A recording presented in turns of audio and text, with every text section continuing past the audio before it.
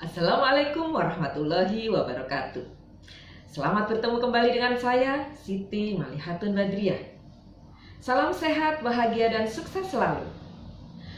Pada kesempatan yang sangat luar biasa ini, saya akan membahas mengenai cara memperoleh hak e-hendom pada bagian yang kedua.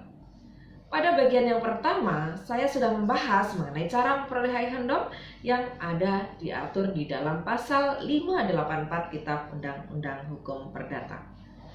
Pada kesempatan sekarang ini, saya akan membahas mengenai cara memperoleh hak e-hendom yang diatur di luar pasal 584 Kitab Undang-Undang Hukum Perdata. Nah, ini ada beberapa macam. Yang pertama adalah penciptaan barang. Dalam hal ini, diperolehnya hak e-hendom dengan jalan penciptaan barang, yaitu ketika benda bentuknya berubah. Contohnya, seseorang pemahat memperoleh hak e-hendom ketika dia sudah memahat sebuah kayu misalnya menjadi patung. Dan dia memperoleh hak e-hendom terhadap suatu benda tadi adalah ketika kayu sudah berubah bentuknya menjadi patung. Kemudian yang kedua, penggabungan atau percampuran. Percampuran ini bisa terjadi karena sesuatu yang tidak disengaja atau karena suatu perbuatan orang. Percampuran yang terjadi karena perbuatan orang, maka orang yang mencampur barang, menggabung barang ini, dia yang akan memperoleh hak e-hendom terhadap benda campuran ini. Sedangkan percampuran yang terjadi karena tidak sengaja atau suatu peristiwa kebetulan, maka di sini yang memperoleh hak e-hendom terhadap benda campuran tadi adalah pemilik hak e-hendom yang semula benda yang tidak tercampur tadi. Misalnya, ada dua orang memiliki beras dua karung, masing-masing sekarung yang diangkut dalam pengangkutan yang sama. Misalnya yang satu adalah beras merah, yang satu pemilik beras putih. Kemudian diangkut dalam truk yang sama, dan suatu saat karena suatu goncangan yang terlalu kencang, kemudian lepaslah tali karung atau mungkin rusak karung-karung tadi, dan bercampurlah dua benda yang tadinya beras merah dan beras putih kemudian bercampur menjadi benda campuran. Nah, dalam hal ini pemilik beras merah dan pemilik beras putih menjadi pemilik dari benda campuran tersebut dengan pembagian sesuai dengan nilai masing-masing benda tersebut. Nah, ini berbeda kalau benda itu bercampur karena perbuatan orang. Karena sengaja dicampur, misalnya ada seseorang A mencampur beras merah dan beras putih. Karena perbuatan A inilah kemudian beras tadi bercampur, maka si orang yang mencampur tadi memiliki hak milik atas benda campuran tadi. Nah, suatu benda dikatakan bercampur apabila benda tersebut tidak bisa dua atau lebih benda tidak bisa dipisahkan atau sangat sulit dipisahkan. Misalnya tepung bercampur, kemudian beras merah dan beras putih, meskipun itu bisa dipisahkan tapi sangat-sangat sulit. Nah, inilah terjadi benda campuran. Kemudian selanjutnya adalah penarikan hasil. Yang memperoleh hak e-hendom karena penarikan hasil adalah besitter beritikat baik. Jadi kalau besitter beritikat buruk, maka selamanya tidak akan bisa memperoleh hak e-hendom dengan cara penarikan hasil ini. Kemudian selanjutnya adalah pencabutan hak e-hendom. Nah, setelah keluarnya Undang-Undang Pokok Agraria, tidak berlaku lagi pencabutan hak e-hendom atas tanah karena negara atau pemerintah tidak lagi sebagai pemilik, tetapi pihak yang menguasai atau memiliki hak menguasai atas tanah. Kemudian selanjutnya konfiskasi, yaitu perampasan oleh yang berwajib. Nah, adanya hukuman tambahan dari putusan hakim pidana, ya, dalam hal ini bisa bagi negara bisa memperoleh suatu benda karena konfiskasi ini. Kemudian selanjutnya adalah persatuan harta kekayaan perkawinan. Nah, apabila tidak ada perjanjian kawin, maka ketika dua orang melangsungkan perkawinan, maka terjadilah benda gonogini, ya, harta gonogini atau harta bersama dalam perkawinan tersebut antara suami istri. Jadi suami istri tadi ketika menikah kemudian terjadilah harta bersama. Nah ini kalau tidak ada perjanjian kawin. Nah ini dua orang yang menikah tadi bisa memperoleh benda-benda karena perkawinan menjadi harta bersama tadi. Kemudian pembubaran suatu badan hukum. Nah masing-masing anggota badan hukum ketika badan hukum bubar akan memperoleh hak ehendom atas pembagian benda-benda dari perusahaan atau perseroan yang bubar tadi.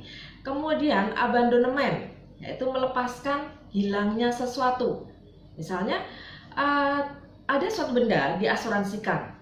Nah, kemudian terjadi sesuatu peristiwa sesuai dengan yang diperjanjikan. Misalnya ya, terjadi kebakaran terhadap benda yang diasuransikan. Misalnya kendaraan bermotor dan ternyata terjadi kebakaran. Nah, sisa-sisa kendaraan bermotor ini masih ada karena kebakaran dan perusahaan ini orang yang memiliki benda tadi mengasuransikan benda ini, maka kemudian perusahaan asuransi mengganti benda tersebut. Nah, sisa-sisa benda ini kemudian menjadi milik dari perusahaan asuransi. Nah, inilah abandonemen. Nah, selanjutnya setelah kita membahas mengenai cara memperoleh hak ehendom, kita akan membahas mengenai tuntutan-tuntutan hukum apabila terjadi gangguan terhadap ehenal. Nah, gangguan terhadap kepemilikan seseorang atau hak milik seseorang ini bisa berupa gangguan besar, bisa juga berupa gangguan kecil. Gangguan besar adalah gangguan yang mengakibatkan hilangnya sama sekali kekuasaan ehenar atas bendanya. Misalnya bendanya hilang, maka di sini kekuasaan ehenar terhadap benda menjadi tidak ada, ya, hak besitnya menjadi tidak ada. Ini gangguan besar. Kemudian gangguan kecil, yang kedua adalah gangguan kecil. Gangguan kecil adalah gangguan yang tidak mengakibatkan hilangnya sama sekali kekuasaan ehenar atas bendanya. Nah, misalnya adalah perusakan barang, hinder, penyalahgunaan hak. Nah, ini kekuasaan ehenar atas benda itu masih ada, namun di sini terhadap gangguan terhadap benda tersebut. Misalnya bendanya dirusak oleh orang lain. Nah, ini gangguan kecil. Apabila terjadi gangguan besar, maka di sini pihak yang mendapat gangguan tadi atau pemilik benda bisa melakukan revindikasi. Sedangkan apabila terjadi gangguan kecil, maka di sini tergantung dari gangguan tadi. Apabila gangguannya itu berupa hinder, maka bisa mengajukan gugatan berdasarkan perbuatan melawan hukum pasal 1365 Kitab Undang-Undang Hukum Perdata. Barang siapa melakukan suatu perbuatan yang melawan hukum dan menimbulkan kerugian kepada orang lain, maka mewajibkan orang tersebut untuk mengganti kerugian tersebut.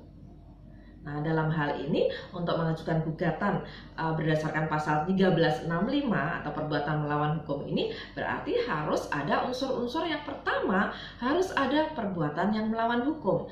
Yang kedua, perbuatan melawan hukum ini dilakukan oleh seseorang dan menimbulkan kerugian kepada orang lain. Jadi harus ada kerugian di sini. Dan kemudian harus ada hubungan kausal antara kerugian yang ditimbulkan dengan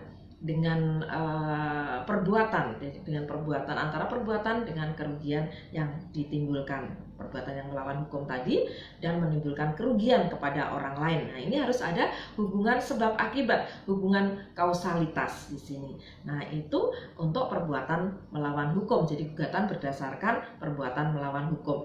Nah, bagaimana kalau terjadi perusakan barang? Kalau terjadi perusakan barang ini, maka dalam hal ini pemilik barang atau yang memiliki hak milik atau hak ehendom atas barang tersebut maka bisa melakukan gugatan kepada pihak lain. Perusakan barang adalah apabila menimbulkan kerugian material atas kebendaan seseorang. Misalnya seseorang memecahkan kaca jendela milik orang lain. Nah, ini terjadilah perusakan barang. Nah, ada 4 jenis perusakan barang ini. Yang pertama adalah perusakan barang sebagai akibat perbuatan melawan hukum terhadap benda yang dalam keadaan normal. Sebagai contoh, seseorang memiliki tongkat, kemudian tetangganya memiliki rumah. Dan rumah ini di depannya ada kaca jendela. Kaca jendela. Kaca jendela di suatu rumah diletakkan di depan ini dalam kondisi normal. Berarti kaca ini berada dalam keadaan normal. Kemudian ada tetangganya tadi yang memiliki tongkat memukul kaca jendela tersebut. Ya, sengaja memukul kaca jendela tersebut sehingga pecahlah kaca tersebut. Nah, dalam hal ini orang tadi yang memukul kaca jendela milik tetangganya, dia melakukan perbuatan melawan hukum. Nah, kaca jendela berada dalam keadaan normal. Oleh karena itu dalam hal ini orang yang memecahkan kaca jendela tersebut harus memberikan ganti kerugian kepada pemilik kaca jendela tadi. Kemudian yang kedua, perusakan barang sebagai akibat perbuatan melawan hukum terhadap benda dalam keadaan abnormal. Sebagai contoh, seseorang memiliki guci antik. Guci ini mudah pecah. Guci yang sangat antik, yang sudah ratusan tahun usianya, tentu sangat mahal benda ini. Nah, kemudian diletakkan di belakang kaca jendela paling depan. Nah, dalam hal demikian, kemudian ada seseorang yang melempar kaca jendela tersebut dengan batu dan terkenalah pecahan kaca tadi pada benda antik tadi sehingga ikut pecah pula. Nah, dalam hal demikian, benda antik yang sangat mahal, yang mudah pecah, mestinya diletakkan di tempat yang lebih aman, tidak di depan, di belakang kaca jendela paling depan yang gampang tersentuh oleh apapun dan mudah pecah. Nah, ini dalam keadaan abnormal. Namun demikian, perbuatan orang yang melempar batu tadi adalah perbuatan melawan hukum. Sehingga dalam hal demikian, si orang yang melempar batu tadi yang mengakibatkan pecahnya kaca jendela dan mengenai benda antik tadi, maka tetap harus memberikan ganti kerugian. Namun tidak semahal harga benda antik tersebut. Karena di sini benda tadi berada dalam keadaan abnormal. Kemudian yang ketiga, perusakan barang sebagai akibat perbuatan sah terhadap benda yang dalam keadaan normal. Sebagai contoh, ada dua orang bertetangga, A dan B. Misalnya rumah A ini bertingkat 2. Kemudian rumah B terjadi kebakaran. Dan B ada di dalam rumah dan dia harus menyelamatkan diri. Maka kemudian dia harus naik ke atas dan kemudian memecah kaca jendela milik tetangganya yang ada di atas supaya dia bisa menyelamatkan diri. Dalam hal demikian, maka terjadilah perbuatan dari orang yang memecah kaca jendela tadi adalah perbuatan sah karena untuk menyelamatkan diri dalam keadaan darurat. Kemudian kaca jendela tersebut dalam keadaan normal. Nah, dalam hal demikian, orang yang memecah kaca tadi tetap harus memberikan ganti kerugian. Kemudian selanjutnya adalah perusakan barang sebagai akibat perbuatan sah terhadap benda dalam keadaan abnormal. Sebagai contoh, di sebuah daerah yang labil tanahnya, kemudian ada seseorang ingin membangun bangunan. Nah, supaya bangunan ini kokoh, maka harus ada tiang pancang. Nah, dalam hal ini, orang yang akan membangun bangunan ini bisa menimbulkan getaran-getaran di sampingnya. Nah, tanahnya labil bisa menyebabkan kerusakan pada daerah-daerah di tempat-tempat yang ada di sampingnya. Misalnya di situ ada sebuah laboratorium yang tentunya di dalamnya banyak benda-benda yang mudah pecah dan harganya mahal. Kemudian si orang yang akan melakukan pembangunan ini sudah memberitahukan kepada pemilik laboratorium supaya memindahkan benda-bendanya supaya lebih aman. Dan ternyata pemilik laboratorium ini tidak memindahkan benda-bendanya, sehingga ketika ada pembangunan tiang pancang mengakibatkan guncangan dan banyak benda yang pecah. Nah, dalam hal ini orang yang membangun tiang pancang tadi yang menimbulkan kerusakan pada laboratorium tadi karena bendanya tidak dipindahkan, maka di sini dia tetap memberikan ganti kerugian, tetapi tidak semahal harga benda yang ada di dalam laboratorium tersebut yang mudah pecah, yang mestinya ketika diberitahu harusnya sudah dipindahkan supaya lebih aman. Nah, itulah mengenai tuntutan-tuntutan hukum apabila terjadi gangguan terhadap hak milik seseorang atau hak ehendom seseorang. Demikian apa yang bisa saya sampaikan pada kesempatan yang sangat luar biasa ini, dan silakan subscribe, like, komen, dan share kepada banyak orang. Semoga apa yang saya sampaikan dalam video ini bermanfaat untuk banyak orang. Dan jangan lupa juga tekan tombolnya supaya selalu mendapatkan update video-video terbaru saya. Terima kasih. Wassalamualaikum warahmatullahi wabarakatuh.